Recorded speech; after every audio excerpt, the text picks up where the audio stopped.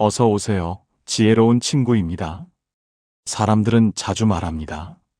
언젠가는 여행 가야지. 언젠가는 건강 챙겨야지. 하지만 90살을 산 어느 정신과 의사는 말했습니다. 언젠가는 결국 오지 않는다고. 그는 평생 사람들의 마음을 치료했는데요. 수천 명의 환자를 만났고 그들의 후회를 들었습니다. 그런데 90이 되어 돌아보니 깨달았습니다. 자신이 환자들에게 해준 조언을 정작 본인은 실천하지 못했다는 걸요. 만약 다시 65으로 돌아간다면 그는 절대 같은 방식으로 살지 않겠다고 했습니다. 그는 한국을 대표하는 정신과 의사였습니다. 평생을 인간의 마음을 연구하며 살았습니다. 하지만 인생의 끝자락에서 고백했습니다. 삶을 제대로 이해한 건 90이 되어서였다고. 오늘은 그가 남긴 7가지 고백을 전해드리겠습니다. 이건 단순한 조언이 아닙니다. 90해를 살아온 한 인간의 진심입니다. 지금이라도 늦지 않았습니다. 여러분이 지금 65이든 70이든 80이든 이 이야기를 듣는 순간이 바로 두 번째 인생의 시작입니다. 한 번은 72살 환자분이 그의 진료실에 찾아왔습니다. 당뇨병이 악화되어 발가락 2개를 절단해야 했습니다. 환자는 의자에 앉자마자 눈물을 흘렸습니다. 선생님, 저는 60살 때 당뇨 판정 받았어요. 그때 의사가 관리하라고 했는데 저는 괜찮을 거라 생각했어요. 일도 바쁘고 운동할 시간도 없었고 약 먹기도 귀찮았거든요. 환자는 떨리는 목소리로 계속 말했습니다. 65에도 증상이 없었어요. 70에도 별일 없었고요. 그런데 72살에 갑자기 발가락이 썩기 시작했어요. 이제 와서 후회해도 소용없다는 거 알아요. 하지만 그때로 돌아갈 수만 있다면 매일 약 먹고 매일 걷겠어요. 선생님은 그 눈물을 보며 깨달았습니다. 건강은 은행 예금처럼 쌓이는 게 아니라는 걸. 오히려 매일 조금씩 빠져나가는 모래시계 같다는 걸. 65살의 건강과 70살의 건강은 다릅니다. 70살의 건강과 75살의 건강도 다릅니다. 한 번 놓치면 다시 잡을 수 없습니다. 그 역시 마찬가지였습니다. 60살 때 무릎이 아프기 시작했습니다. 병원에서 관절염 초기라는 진단을 받았습니다. 운동하고 체중 줄이라는 처방을 받았죠. 하지만 그는 바빴습니다. 환자들 진료하고 강의하고 책 쓰느라 자신의 몸은 뒷전이었습니다. 70이 되니 계단 오르기가 힘들어졌습니다. 75에는 지팡이가 필요했습니다. 80이 되자 휠체어를 타게 됐습니다. 그제야 그는 후회했습니다. 60살 때 조금만 더 신경 썼더라면 지금 이렇게 고생하지 않았을 텐데. 건강은 증상이 없을 때 지켜야 합니다. 아프기 시작하면 이미 늦습니다. 그는 이렇게 말했습니다. 만약 다시 65으로 돌아간다면 매일 아침 30분씩 걷겠다고. 비가 와도 눈이 와도 걷겠다고. 약은 거르지 않고 먹겠다고. 병원 검진은 미루지 않겠다고. 몸이 보내는 작은 신호들을 무시하지 않겠다고. 건강은 회복되는 게 아니라 유지하는 겁니다. 지금 이 순간부터 시작해야 합니다. 오늘 걷지 않으면 내일은 더 걷기 힘듭니다. 오늘 약을 거르면 내일은 더 많은 약이 필요합니다. 건강을 지키는 일은 거창한 게 아닙니다. 매일 조금씩 실천하는 것입니다. 하루는 81살 남자 환자가 우울증으로 찾아왔습니다. 선생님은 첫 진료 때 물었습니다. 요즘 어떻게 지내시나요? 환자는 한참을 말없이 있다가 대답했습니다. 선생님, 저는 일주일에 한 번 마트 가는 게 전부예요. 거기서 계산하는 분이 말 거는 게 유일한 대화예요.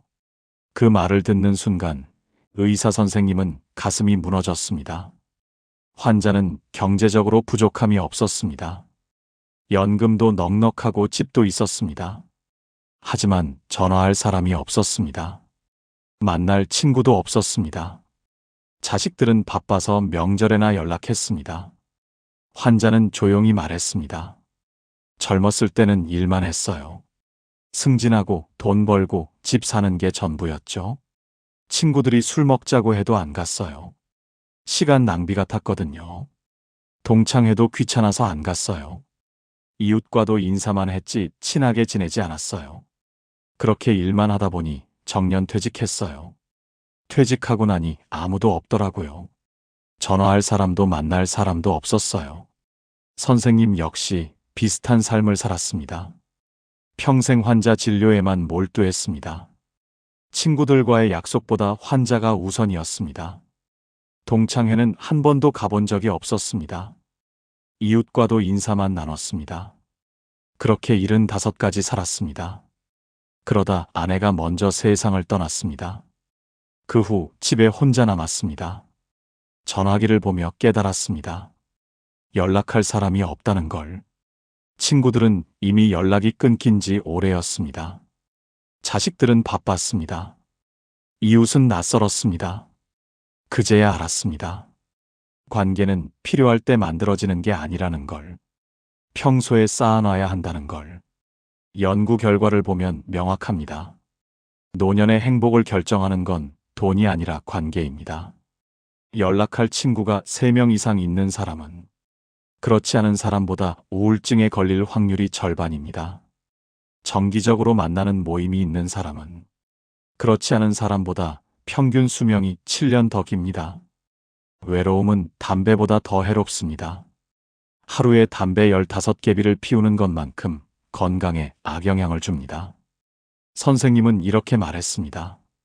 만약 다시 65으로 돌아간다면 친구들과의 약속을 최우선으로 하겠다고, 한 달에 한 번이라도 꼭 만나겠다고, 동창회에도 빠짐없이 참석하겠다고, 이웃과도 친하게 지내겠다고, 새로운 모임에도 가입하겠다고.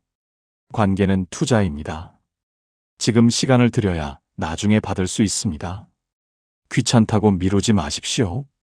바쁘다고 거절하지 마십시오. 오늘 만난 친구가 10년 후 여러분을 구합니다. 오늘 나눈 인사가 20년 후 여러분을 따뜻하게 합니다. 지금 당장 전화기를 들어 오랜 친구에게 연락하십시오. 오랜만이야, 한번 만나자고 말하십시오. 그 한 통의 전화가 10년 후 여러분을 살립니다. 어느 날은 78살 여자 환자가 치매 검사를 받으러 왔습니다. 가족들이 걱정스러운 표정으로 함께 왔습니다. 어머니가 요즘 깜빡깜빡 하신다고 했습니다. 검사를 해보니 경도인지 장애였습니다. 치매 직전 단계였습니다. 가족들은 눈물을 흘렸습니다. 하지만 환자는 담담했습니다. 선생님, 저는 예상했어요. 70살 넘어서부터 아무것도 안 했거든요. TV만 보고 누워 있었어요. 배울 것도 없었고 할 일도 없었어요. 그냥 시간만 보냈죠. 그러다 보니 머리가 굳어버린 것 같아요. 의사 선생님이 물었습니다. 젊었을 때는 어떠셨어요? 환자가 대답했습니다. 젊었을 때는 달랐어요. 책도 읽고 친구들과 공부 모임도 했어요. 새로운 요리도 배우고 여행도 다녔죠. 그런데 나이 들면서 귀찮아졌어요. 뭔가 새로운 걸 배우는 게 힘들더라고요. 그냥 아는 것만 하고 편한 것만 했어요.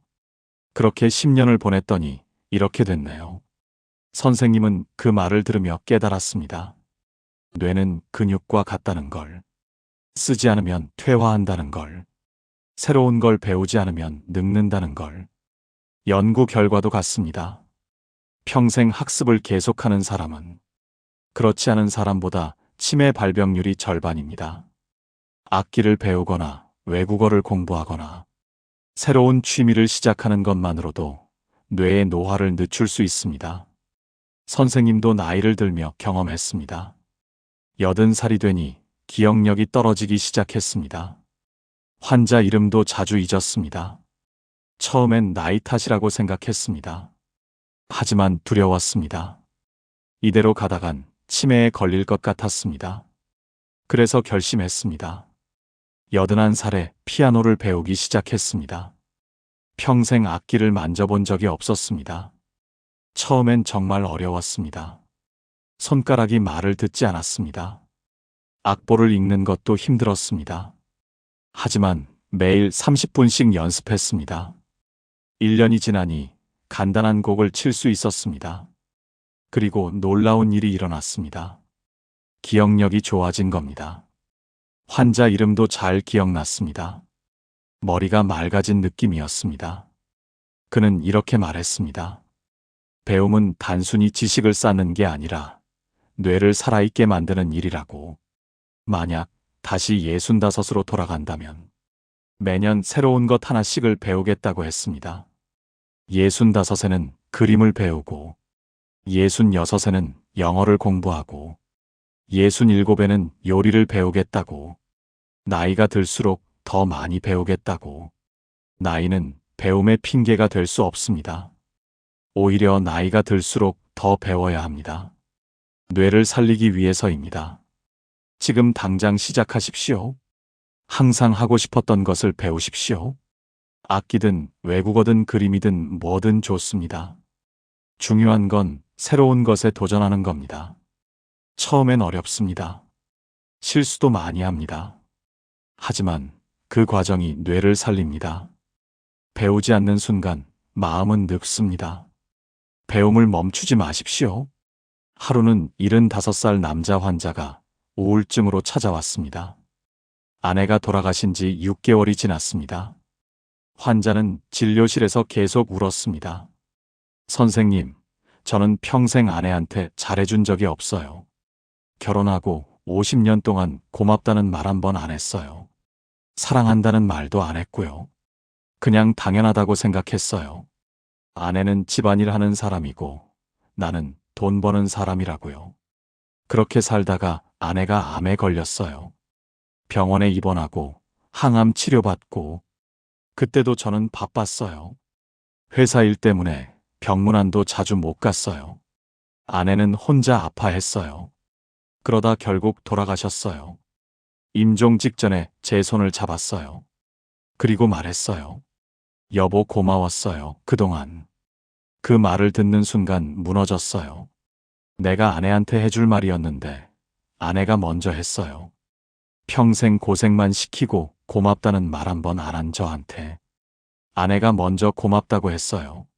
선생님은 그 환자의 눈물을 보며 자신의 삶을 떠올렸습니다. 그 역시 비슷한 후회가 있었습니다. 아내와 결혼하고 45년을 함께 살았습니다. 하지만 제대로 대화한 적이 많지 않았습니다. 그는 항상 바빴습니다. 환자 진료하고 연구하고 글 쓰느라 집에 있어도 서재에만 있었습니다. 아내가 말을 걸면 대충 들었습니다. 아내의 이야기보다 자신의 일이 더 중요했습니다. 아내가 외롭다고 어디 가자고 하면 귀찮아했습니다. 그렇게 살다가 아내가 우울증에 걸렸습니다. 병원에서 약을 처방받았습니다. 그는 그제야 뭔가 잘못됐다고 느꼈습니다. 하지만 어떻게 해야 할지 몰랐습니다. 평생 환자들의 마음은 치료했지만 정작 아내의 마음은 돌보지 않았습니다. 아내는 76에 세상을 떠났습니다. 그 후 혼자 남았습니다. 그제야 깨달았습니다. 아내가 얼마나 소중했는지, 아내가 얼마나 외로웠을지, 아내한테 얼마나 미안한지. 하지만 이미 늦었습니다. 선생님은 이렇게 말했습니다. 만약 다시 65으로 돌아간다면 아내와 매일 대화하겠다고, 하루에 30분이라도 마주 앉아 이야기하겠다고, 아내의 말을 끝까지 듣겠다고, 고맙다는 말을 매일 하겠다고, 사랑한다는 말도 자주 하겠다고, 손을 잡고 산책도 가겠다고, 여행도 자주 가겠다고. 배우자는 공기 같은 존재입니다. 있을 때는 당연하게 느껴집니다. 하지만 사라지고 나면 숨을 쉴 수 없습니다. 배우자는 가족이 아니라 동행자입니다. 인생의 끝까지 함께 걷는 유일한 사람입니다. 자식은 떠나갑니다. 친구도 멀어집니다. 하지만 배우자는 끝까지 함께 있습니다. 그 소중함을 잃기 전에 깨달으십시오. 오늘 집에 가면 배우자에게 말하십시오. 고맙다고 사랑한다고. 처음엔 어색할 수 있습니다. 평생 한 적 없는 말이니까요. 하지만 용기를 내십시오. 그 한마디가 10년 후 여러분을 위로합니다. 너무 늦기 전에 시작하십시오. 어느 날 79세 여자 환자가 불안장애로 찾아왔습니다. 선생님은 첫 진료 때 물었습니다. 요즘 가장 불안한 게 뭔가요? 환자는 한참을 망설이다 대답했습니다. 선생님, 저는 평생 미뤄왔어요. 젊었을 때는 애들 키우느라 바빴어요. 애들 다 키우면 그때 하려고 했어요. 여행도 가고, 취미도 배우고, 친구들도 만나고 하고 싶은 거 다 하려고요. 그런데 애들 다 키우고 나니 남편 뒷바라지해야 했어요. 남편 정년하면 그때 하려고 했어요. 그런데 남편 정년하고 나니 손주 봐야 했어요. 손주 크면 그때 하려고 했어요. 그런데 이제 손주도 다 컸어요. 이제 할 수 있을 것 같았어요. 그런데 몸이 안 따라줘요. 무릎도 아프고 허리도 아프고 여행 가기엔 너무 힘들어요. 새로운 걸 배우기엔 머리가 안 돌아가요. 이제 와서 후회해도 소용없어요. 하지만 그때 조금이라도 했더라면 지금 이렇게 후회하지 않았을 텐데. 환자는 눈물을 흘렸습니다. 선생님, 저는 제 인생을 산 적이 없어요. 항상 누군가를 위해 살았어요. 이제 나를 위해 살려고 하니 너무 늦었어요. 선생님도 역시 그 말을 들으며 자신의 삶을 떠올렸습니다. 평생 환자들을 위해 살았습니다. 자신의 시간은 없었습니다. 여행 가고 싶었지만 환자들이 기다렸습니다. 취미를 갖고 싶었지만 시간이 없었습니다. 책을 쓰고 싶었지만 진료가 우선이었습니다. 항상 생각했습니다. 나중에 하지 뭐, 시간 많을 때 하지 뭐. 하지만 그 나중은 오지 않았습니다. 예순이 되니 일흔까지 일해야 했습니다. 일흔이 되니 여든까지 일해야 했습니다. 여든이 되니 몸이 말을 듣지 않았습니다. 그제야 깨달았습니다. 언젠가는 결국 오지 않는다는 걸. 지금 하지 않으면 영원히 하지 못한다는 걸. 연구 결과를 보면 명확합니다. 사람들이 임종 직전 가장 후회하는 것은 하지 않은 일들입니다. 시도하지 않은 여행, 배우지 않은 악기, 말하지 못한 사랑, 쓰지 못한 책, 만나지 못한 사람. 이런 것들이 가장 큰 후회로 남습니다. 반면 실패한 일들은 별로 후회하지 않습니다. 시도라도 했으니까요. 선생님은 이렇게 말했습니다. 만약 다시 65으로 돌아간다면 미루지 않겠다고. 하고 싶은 일이 있으면 바로 하겠다고. 가고 싶은 곳이 있으면 바로 가겠다고. 만나고 싶은 사람이 있으면 바로 만나겠다고. 나중으로 미루지 않겠다고. 왜냐하면 나중은 없으니까요. 지금 이 순간이 가장 젊은 때입니다. 내일은 오늘보다 하루 늙습니다. 모레는 오늘보다 이틀 늙습니다. 시간은 기다려주지 않습니다. 하고 싶은 게 있다면 오늘 시작하십시오. 가고 싶은 곳이 있다면 오늘 예약하십시오. 만나고 싶은 사람이 있다면 오늘 연락하십시오. 완벽한 때를 기다리지 마십시오. 완벽한 때는 없습니다. 지금이 바로 그때입니다. 언젠가를 오늘로 바꾸십시오. 그 순간 인생이 달라집니다. 하루는 83살 남자 환자가 위암 수술을 받고 항암 치료 중이었습니다. 가족들은 생활 습관 때문에 암에 걸렸다고 생각했습니다. 담배도 안 피우고 술도 안 마셨는데 왜 암에 걸렸는지 이해할 수 없다고 했습니다. 하지만 선생님은 알았습니다. 환자는 평생 감정을 삼키며 살았습니다. 그가 첫 진료 때 물었습니다. 살면서 화난 적이 있으신가요? 환자는 고개를 저었습니다. 별로 없었어요. 다시 물었습니다. 억울한 적은요?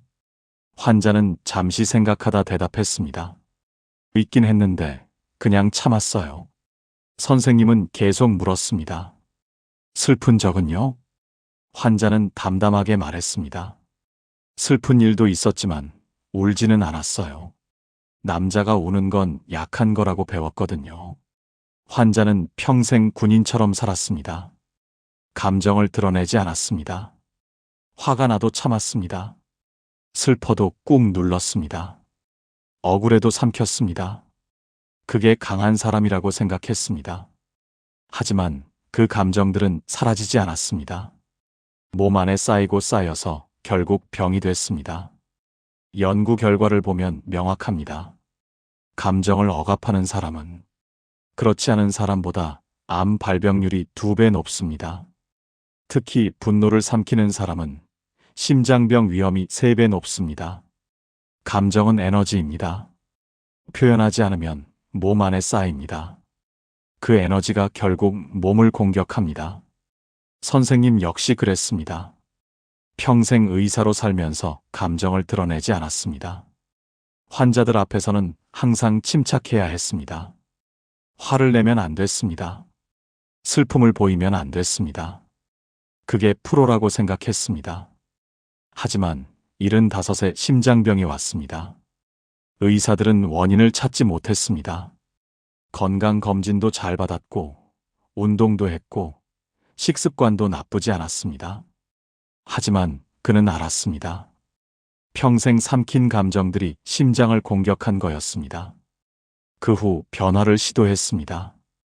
화가 나면 표현했습니다. 슬프면 울었습니다. 억울하면 말했습니다. 처음엔 어색했습니다. 평생 참고 살았는데 갑자기 표현하려니 어떻게 해야 할지 몰랐습니다. 하지만 조금씩 배웠습니다. 그리고 놀라운 일이 일어났습니다. 몸이 가벼워진 겁니다. 가슴에 짓눌렸던 무게가 사라졌습니다. 잠도 잘 오고 소화도 잘 됐습니다. 선생님은 이렇게 말했습니다. 만약 다시 65으로 돌아간다면 감정을 참지 않겠다고, 화나면 화났다고 말하겠다고, 슬프면 울겠다고, 억울하면 표현하겠다고. 감정을 삼키는 게 강한 게 아닙니다. 감정을 인정하고 표현하는 게 진짜 강함입니다. 여러분도 그동안 참아왔다면 이제 내려놓으십시오. 화난 감정, 억울한 감정, 슬픈 감정 모두 인정하고 표현하십시오. 혼자 있을 때 소리내어 울어도 됩니다. 일기를 써도 됩니다. 믿을 수 있는 사람에게 털어놔도 됩니다. 감정은 흐르는 물과 같습니다. 막으면 썩습니다. 흘려보내야 깨끗해집니다. 감정을 삼키지 마십시오. 여러분의 몸이 대신 아픕니다.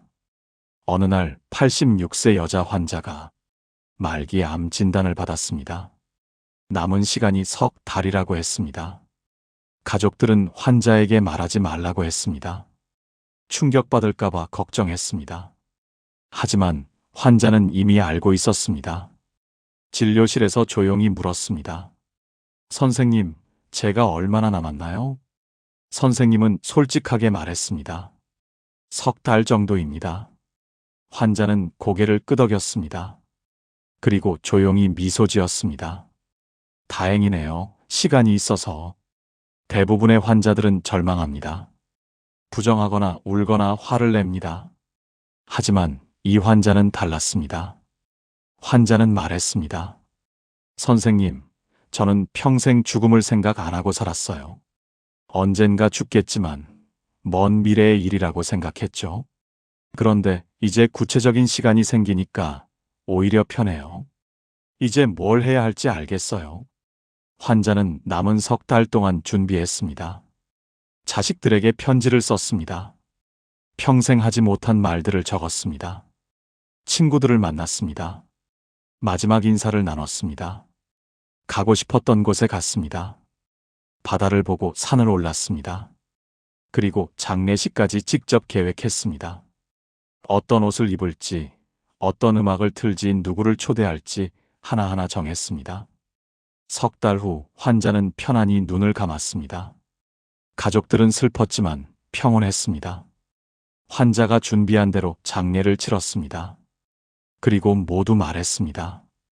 어머니는 정말 아름답게 떠나셨다고. 선생님은 그 환자를 보며 깨달았습니다. 죽음을 준비하는 것이 삶을 포기하는 게 아니라 오히려 더 선명하게 사는 일이라는 걸. 그 역시 죽음을 준비하고 있습니다. 90이 넘으니 언제 갈지 모릅니다. 그래서 미리 준비합니다. 유언장을 작성했습니다. 재산 배분도 정했습니다. 장례식 계획도 세웠습니다. 자식들에게 편지도 썼습니다. 이 모든 준비가 슬프지 않습니다. 오히려 마음이 가벼워졌습니다. 정리가 끝나니 오늘이 더 소중해졌습니다. 매일이 선물 같습니다. 선생님은 이렇게 말했습니다. 만약 다시 65으로 돌아간다면 그때부터 죽음을 준비하겠다고. 유언장을 쓰고 장례 계획을 세우고 자식들에게 하고 싶은 말을 미리 하겠다고. 죽음을 준비하는 게 불길하다고 생각하지 않겠다고. 오히려 삶을 더 충실히 살기 위한 방법이라고. 여러분도 준비를 시작하십시오. 나이가 몇이든 상관없습니다. 60이든 70이든 80이든 죽음은 언제든 올 수 있습니다. 유언장을 써보십시오. 가족들에게 남기고 싶은 말을 적어보십시오. 장례식은 어떻게 하고 싶은지 생각해 보십시오. 이 과정이 우울하지 않습니다. 오히려 정리가 됩니다. 그리고 오늘이 더 선명해집니다. 죽음을 외면하면 삶도 흐릿해집니다. 죽음을 준비하면 삶이 또렷해집니다. 두려워하지 마십시오. 죽음은 끝이 아니라 삶의 일부입니다. 준비하는 순간 자유로워집니다. 의사로 90해를 살며 깨달은 박사님의 7가지를 이야기를 전해드렸습니다. 건강은 회복되는 게 아니라 유지하는 것. 노년의 빈곤은 돈이 아니라 연락할 사람이 없는 것. 배우지 않으면 마음이 늙는 것. 배우자는 가족이 아니라 동행자라는 것.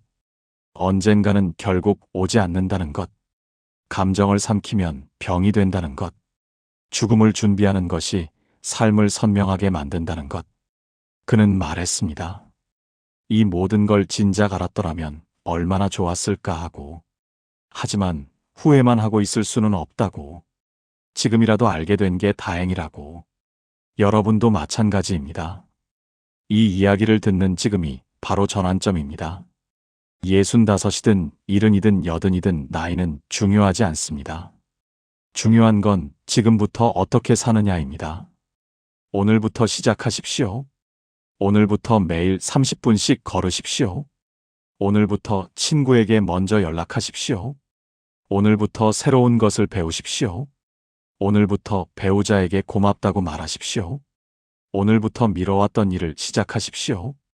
오늘부터 감정을 표현하십시오. 오늘부터 죽음을 준비하십시오. 한꺼번에 다 할 필요는 없습니다. 하나씩 천천히 시작하면 됩니다. 중요한 건 시작하는 것입니다. 1년 후를 상상해 보십시오. 오늘부터 이 7가지를 실천한다면 1년 후 여러분은 완전히 달라져 있을 겁니다.